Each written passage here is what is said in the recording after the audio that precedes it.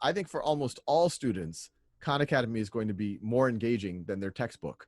And Khan Academy is going to provide more practice with more feedback and more supports than their textbook. There, it's a very clear benefit for all students. If you say, what are the category of students that could just kind of run with Khan Academy on its own? And we see that. We see millions of these kids, but they're not the norm. But there are millions of kids. You know, there's a young girl in Afghanistan who, after the Taliban kept her from going to school, Khan Academy became her school. And she just went super fast forward on it, starting when she was age 12. By age 17, 18, she had learned calculus, physics, chemistry, biology, economics. She wants to go to school in the US. She lies to her parents, goes to Pakistan to take the SAT because it's not offered in Afghanistan. She does amazingly well. She's trying to get to the US to learn theoretical physics. Nicholas Kristof writes a story about her, Meet Sultana, the Taliban's worst fear. And that's what got her political asylum. Last I heard, she was doing quantum computing research at Caltech. So there are people like that.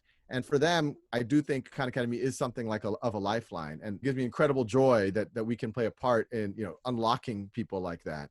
And makes you wonder how many other people are like that if we can just, you know, get to them. But I think there's a spectrum. There's Sultana at one end, and then there's at the other end, there's kids that need significant other supports. And that's why we've always emphasized that Khan Academy is best used when it's used with a really incredible teacher in a classroom in a social context, because then you can get best of both worlds.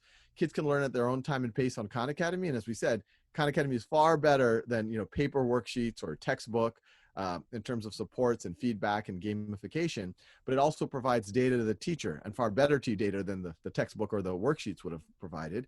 And then the teacher can see, okay, who's progressing? Maybe they have some sultanas in the room, but who needs some more supports? And they can take those kids aside and do a more focused intervention. It could be an intervention academically, or it could be like, you know, figuring out what's going on in their head. They might have something going on at home. And so that allows a teacher to get more leverage, more scale, and really unblock the kids who need it most.